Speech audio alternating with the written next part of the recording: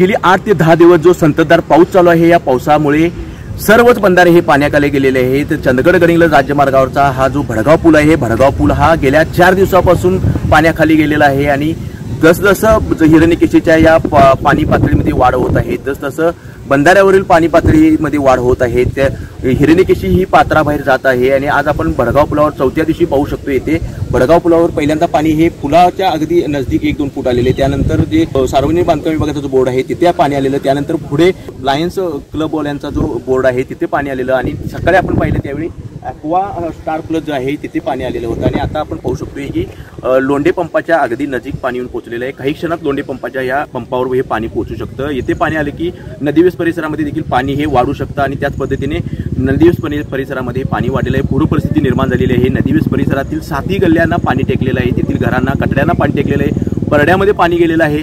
तेथील कुटुंब जे आहे ते नगरपालिकेमार्फत स्थलांतर केली जाते। काल नगरपालिकेमार्फत तेथील जनावरही 27 जनावरही स्थलांतरित करण्यात आलेले आहेत। आता कुटुंब स्थलांतरित करण्याचं काम हे युद्धी पातळीवर चालू आहे। तसेच गडिंग्लज शहरातील नदीवेस परिसरामध्ये आणि भडगाव भागातील नदीवेस परिसरामध्ये पुराचा धोका हा जास्त दिसतो आणि काल भडगाव येथील नदीवेस परिसरामध्ये पाणी गेलेले होते, त्यामुळे तेथील 2 कुटुंबे, 2 दुकाने आणि 9 कोट्यातील जनावरही स्थलांतरित करण्यात आलेले आहेत। याशिवाय इतर गावातील लोकांना देखील सतर्कतेचा इशारा देण्यात आलेला आहे आणि आपण गेल्या 4 दिवसापासून सातत्याने या पुलाचे अपडेट देत आहोत आणि त्याच पद्धतीने आज आपण पाहिलं असता या भडगाव पुलाची परिस्थिती ही अशी आहे।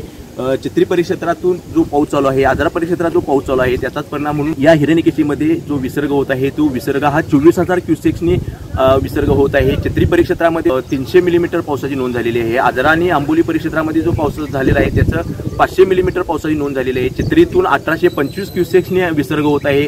सरपणाल्यातून 2025 क्युसेक्सनी विसर्ग होत आहे। याशिवाय आंबेवळ प्रकल्पातून 304 क्युसेक्सनी विसर्ग होत आहे आणि हे जे पाणी सगळं विसर्ग होत आहे हे पाणी हे हिरण्यकेशीला मिळत आहे, त्यामुळे हिरण्यकेशीच्या पाणी पातळीत वाढ होत आहे। सर्वच बंधारे हे पाण्याखाली गेलेले आहेत। धोक्याची पातळी ही हिरण्यकेशी लवणताना दिसत आहे आणि हिरण्यकेशीच्या या भडगाव पुलावरील आणि इतर बंधाऱ्यावरील देखील धोक्याची पातळी वाढत आहे, त्यामुळे नागरिकांनी अलर्ट राहणे, सतर्क राहणे गरजेचे आहे। गडिंग्लजहून लाईव्ह टू एमआरसाठी नितीन मोरे।